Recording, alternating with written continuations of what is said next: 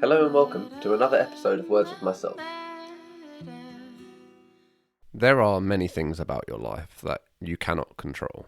We like to believe that we have a fair amount of control over our lives and that there is things that we can do that change and influence the outcome. So for instance, if I eat healthy, then I'm going to live a long, healthy life. If I don't take dangerous risks, I will live a long, healthy life. If I work really hard, then I will get money and success. We believe that we have this direct influence from our decisions down to the outcomes. Whereas really, the decisions are the only thing that we control. We can only control our behavior. We can only control what we decide to do. For instance, you could eat healthily, you could never smoke, never drink, never do anything to harm your body, yet you could still die of heart disease or cardiac arrest or lung cancer. You can certainly reduce the probability by eating healthily and exercising, but you cannot control it. You cannot say, because I have done this, this will not happen now. And we want to believe that we have that level of control over our lives. Whereas really, all we have is influence. And influence is different from control. It means that the responsibility is on you to show up and do the best that you can, irregardless of what the outcomes are. And this is actually a form of freedom. The fact that you are not in control can feel very anxiety-inducing. It can feel worrying. But it also can feel very liberating. You can realize that because you are not in control, because you cannot force a particular outcome, you don't have to worry about the outcome. The only thing that you can do is focus on your intention and your actions. Make decisions that align with who you are, and let the outcome be the outcome. The outcome is the unknown. That is what happens in the future, which we cannot control and we cannot predict. I can't say that because I'm putting lots of effort into my life and I'm working really hard and I'm doing all of these different things, that I am going to be successful in the stuff that I do. But what I can say is that it increases the probability. If I work really hard and I train at one thing, getting good at basketball, for instance, and I put hours upon hours upon hours of effort every day, waking up, working as hard as possible to become good at that. But that doesn't guarantee that I'm going to achieve a world title or win the NBA or anything like that. All it means is that, I will definitely get better at basketball because I'll be doing it more often, but I could get an injury. I could reach the limits of my physical capabilities. I might just not be particularly gifted at that. So I can't guarantee the outcome. I can't guarantee that I'm going to be successful and be the greatest basketballer of all the time. All I can do is put the effort in and let that be. Let go of this need to control the outcome, of needing to get something back from what you do. But life is not a game of certainties. It is a game of probability. There are odds, and if you do more dangerous things, then it is highly likely that you're going to be at more risk, and you're more likely to get injured or die from doing something like that. But that doesn't mean that you will. You could go on to do very dangerous things, as many people do, and live a long and healthy life into well exceeding people that lived safe their whole life. And you can live in a safe way where you always avoid risk and you're very nervous and you're very clean and you're trying to make sure that nothing can kill you, but you can still suffer illness or be caught in a hurricane or any number of random events that could happen. And I would even go as far as to say that if you spend your life stressing and worrying about those things, you actually tend to magnetize them. Our whole perspective becomes focused on this thing that we're trying to avoid. There is a thing that happens with motorcycle riders and drivers, to be honest, as well, but they get target fixation. And let's say you're going round a bend and you notice this obstacle, like a crash barrier or something like that, and you're thinking, I really don't want to hit it. So you're looking at it, and all of a sudden your hands are steering towards it, and it seems impossible to get out of it because you are focused on that object so much that you're not focused on going where you're meant to be going. You're focused on where you're not meant to be going. And that draws you closer. Life works in a very similar way. And the more that you try to control, the more that you try to convince yourself that you are doing all of this stuff for this reason, that you can guarantee an outcome, that you can create certainty in your life. That is what a lot of people are desiring, is certainty. They want to know that, if they're working hard, that they're going to be rewarded, or if they're avoiding something, then they're not going to come into contact with it. They want an agreement that these things are guaranteed. That if I do the work, I will get the reward. That if I stay away from this, I won't receive the negative consequences of it. And when thinking about this, it's very easy to get sucked into some nihilistic frame of thinking, well, if I can't do anything about it, why even bother putting the effort in? Why try? If I can't avoid getting ill, for instance, why bother being healthy? Why bother looking after myself? Why bother with any of this stuff? Why am I going to work all my life really hard trying to get to the top and become successful if that's not guaranteed? And that's how a lot of people tend to go. They're either drawn to the extreme of wanting to control everything and predict everything and build stuff in such a way that it can't fail, and that everything is a certainty in their life, which removes any form of unpredictability or surprise, which makes life predictable and dull. Or they don't care at all, and they're not trying to do anything or accomplish anything, and they feel empty and hollow because they're no longer living for things that they want, or experiences they want to have, or things that they want to achieve. They're living to avoid things that they don't want. So they're surviving. And you get trapped in that survival mode of trying to go on living your existence for as long as possible, as if that's the achievement. As if, for somehow, having a very, very long life is a good life. But that is the age-old argument of quantity over quality. And if at the start of your life you were to be presented with two options, you can have very high-quality days. You can have days that are meaningful and beautiful and full of experience. Or you can have many days, but they won't be the same kind of quality. They'll be quite mundane. You won't be really doing much. You won't be having that many new experiences, or you won't really accomplish much. But you will live many, many days, and you will live a nice, long life. Which would you pick? Most people would absolutely jump and go, well, I would live a high quality life.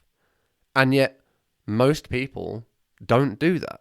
They don't focus on having high quality days. I would say a majority of people forego quality life over a quantity of life. And in this avoidance of death, avoidance of things that they fear, avoidance of a life that is full of risk, and they might get embarrassed or hurt, or they might lose a limb, or whatever risk that they are trying to avoid, they then focus on going, well, I don't want to risk that. But you're not risking anything.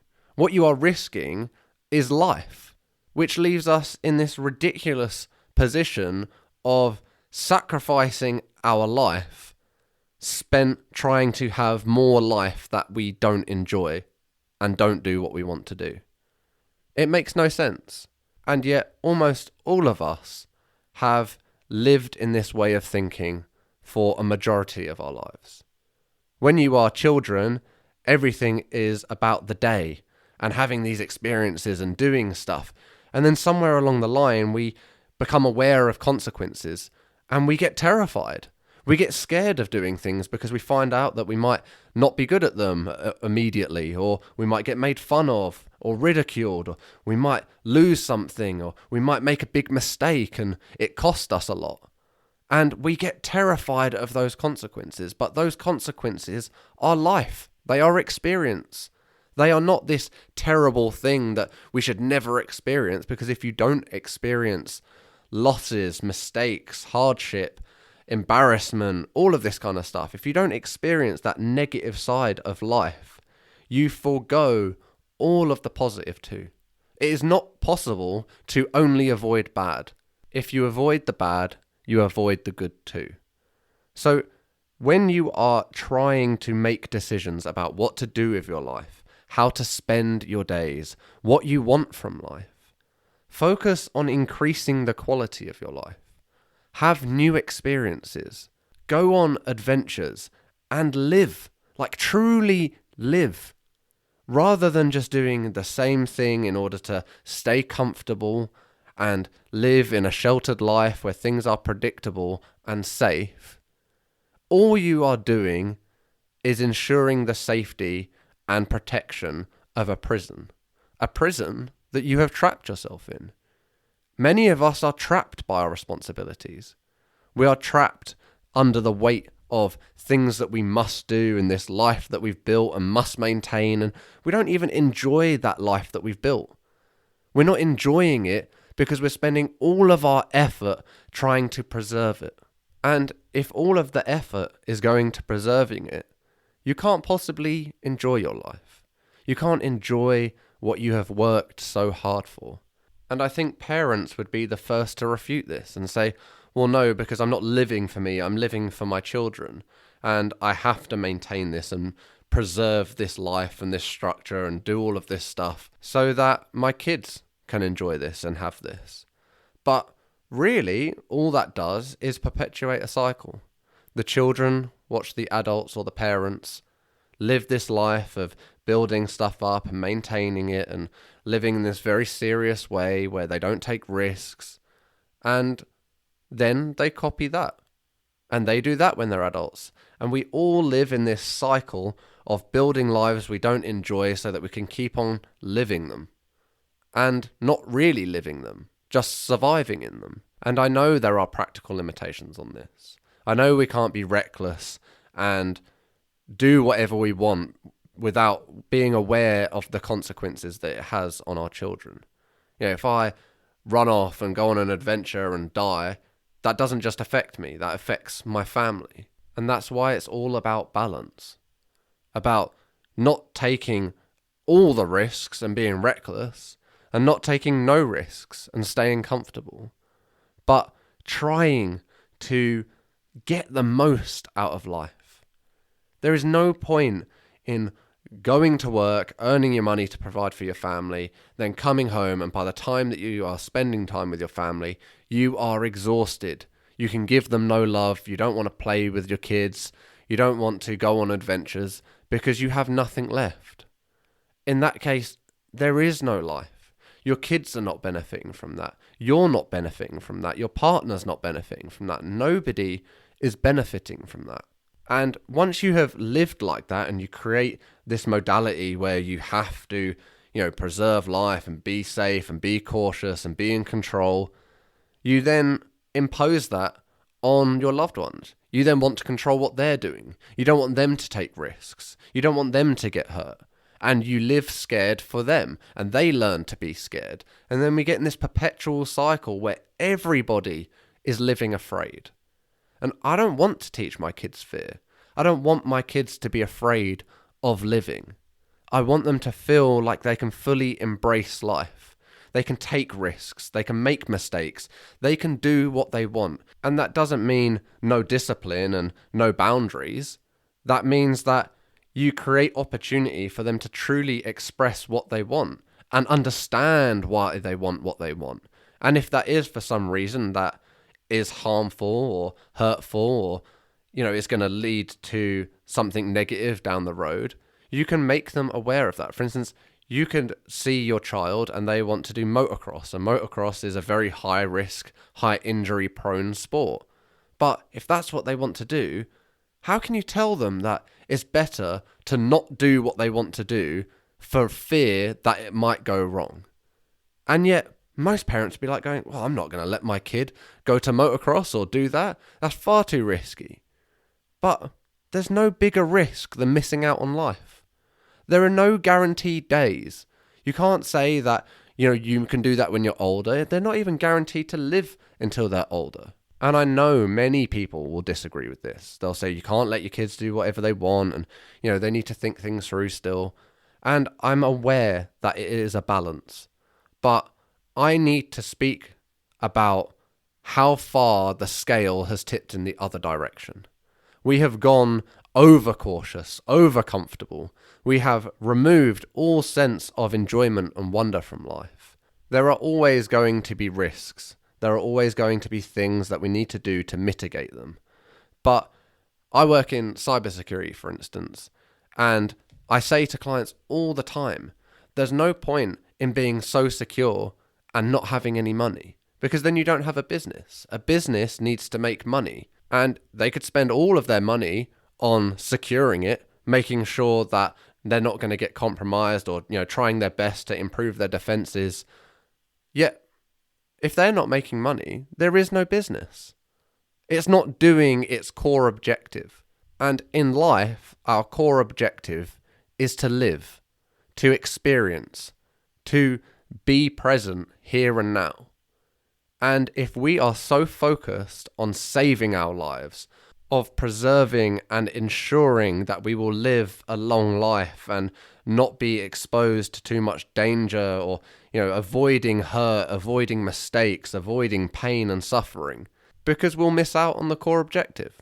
We won't be living. We'll be so busy trying to control everything that we will not be able to be present and experience, to do the things that we want to do without fear, without expectation, to just do, to be here now, to live a quality life, rich in experience, to be able to say, yeah, I made the most of every day I had. And it's easier said than done. And there will always be a balancing act, trying to get the right mix, trying not to take too much risk, and trying to not be too comfortable or complacent. But make sure that you are living. Don't forgo experience and life for safety and comfort. Stop trying so hard to maintain the prison.